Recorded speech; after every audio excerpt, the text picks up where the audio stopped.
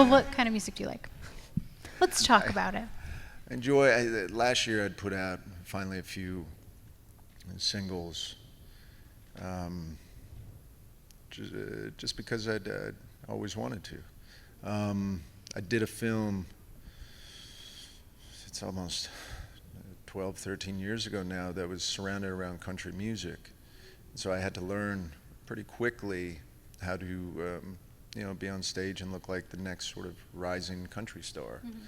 And at the beginning, 5 months previous to shooting, it was tedious of teaching my brain how to do multiple things at the same time, but it was wonderful. And then by the time we got to shooting the film, I was more enthused by the performances and by the on-stage performances. At first, I was like, just give me the scenes, and hopefully they'll shoot high when it comes to playing the guitar, and they won't catch my fingers jumbling around on here, not knowing what I'm doing. And then eventually, I got to a point that all I wanted to do were the performances, and I said, do we really have to do any more scenes? And started getting up at a lot of spots in Nashville, met so many wonderful musicians, have continued to, and did a few other films involving music, was always writing, but continued to write much more and more and more, write much more for the film, for the title tracks or background or the soundtrack. And the producer that I'd worked with in Nashville had always been kind of hounding me, probably, once every couple of years if we were going to do this finally. And it was sometime over COVID that I just said, all right, now's the time. And he sent me a wonderful emotional song that he'd been sent for a particular artist, and I said, well, if we put this song down, I'm all in, and we've been kind of trucking ever since. We were going to have an LP out at the end of June, but I was shooting a film that was quite intense for some time, and we haven't gotten to finish just a couple little intricate parts of it, but hopefully by the end of the year we'll be able to release. If you weren't an actor, would it be music, or would it be like kicking it back to your press badge days and doing photojournalism? It was always, my sort of backup fantasy, my the sort of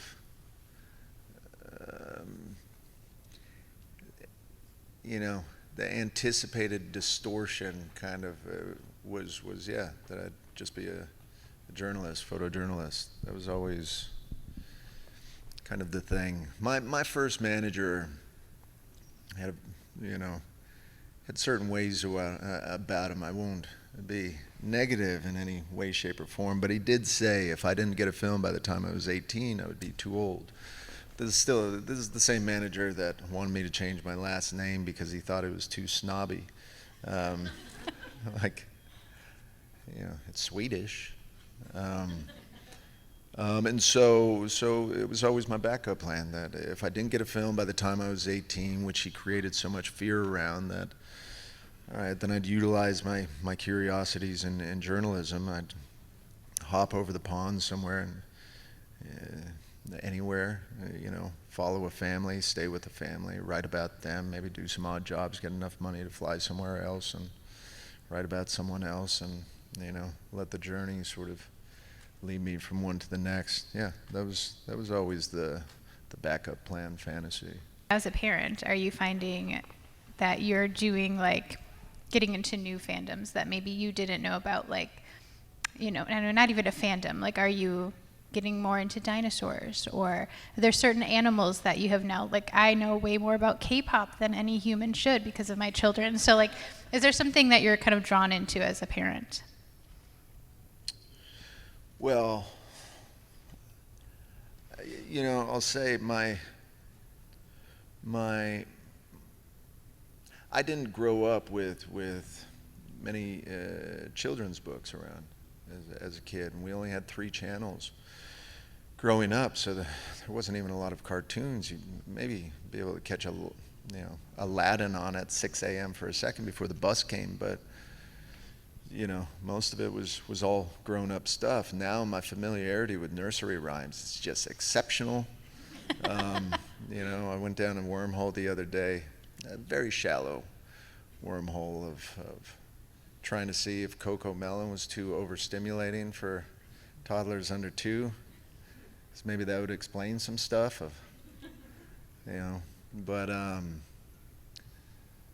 but yeah, I think it's a wonderful thing being able to experience things, through their eyes. And a lot of my parent friends have spoken of this, and it just gets better and better. So, it's incredible as is, but I'm always excited for the better and better.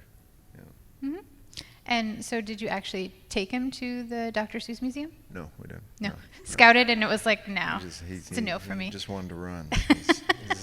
He's like me that way. You give him an open door, he'll take it and keep running. And once he hits that wall, he'll go to that wall, and that wall, and then that wall, and go back to, and then repeat, and then repeat, and repeat. Tell us a story. Obstacles. I'll absolutely listen. Goodness. Well, one time when I was a little boy, I'll say something. I just recently got on to coming to these cons. We do the San Diego one usually for films. There were studio films, and they seemed quite, like you were going down and you were doing a couple of days of work, steady work, from photo shoot to a panel where the studio was very stressed, to something else, to a press junket, to 56 5 to 10 minute interviews, to yada yada, and you're kept at a distance from the fans, sort of isolated, security people walking with you. You're always walking behind this curtain, and my pal Charlie Hunnam had said, "Oh, G-Funk, you got to come out to one of these, like just to be face to face with the fans and remember what it's all about." And he'd been talking about this for years, and so I went to Orlando with him, and we did Indianapolis, and last weekend I did Boston, because I was finally finished shooting, and it truly is one of the most wonderful experiences, for me. I've met so many fans at these that have just been so genuinely moved by what every actor sort of sitting around has done or meant in their life, and that's the situation where I relate so wonderfully, because I was the kid sitting on the farm 30 miles outside of town that was sick of doing his chores, that wanted to be somewhere else, and more specifically right there on that screen. And it's the biggest far-fetched sort of dream. It wasn't even a dream to me at that point because it seemed so incredibly impossible. If I would have mentioned it or voiced it out loud to anybody, I would have been laughed at.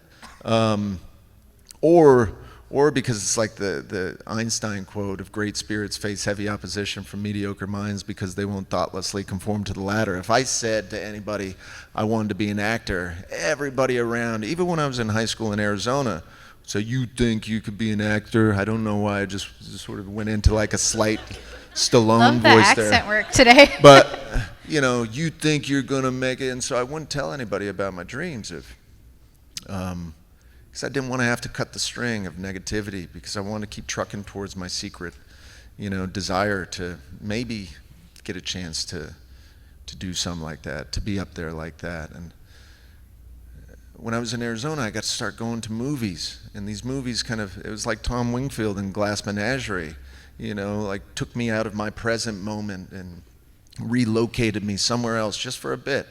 If I was lonely, if I was hurting, if I was struggling, if I was isolated, cooped up,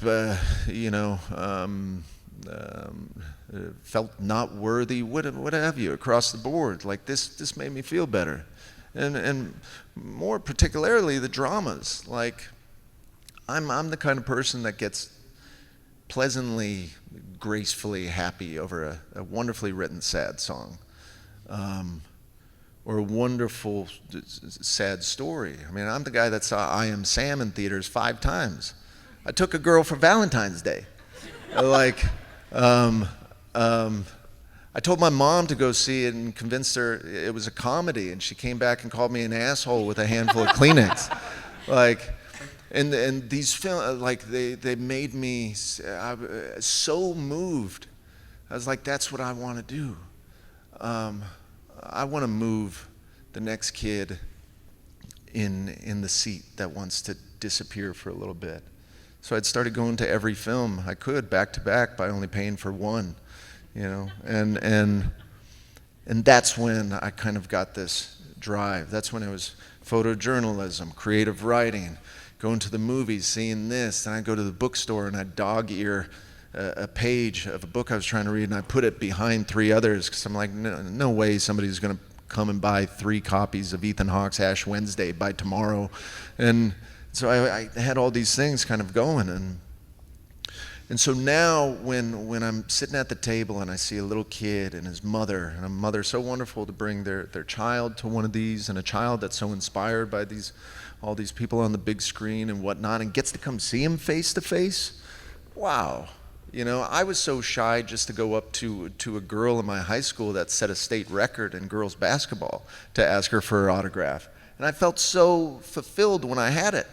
Like, I put it like in a clear CD case, and it was on my shelf, and you know, and so to come to these and sort of get to have a wonderful talk and listen and have a conversation with fans, it's just been something I feel has almost been more fulfilling to me than who's standing across the table, and I'm genuine when I say that. And so I thank all of you guys for being here. It fills me up, and you know, and you know, I just really appreciate you all. So. Well, what a great way to end it. Thank you so much. And I hope that everyone goes down and sees you on the con floor. So you're doing autographs, and are you doing photos as well down there? Yeah, absolutely. Yeah, so everyone go see Garrett downstairs. And thank you so much. And put your hands together one more time. Thank you, darling. Thank you. Thank you.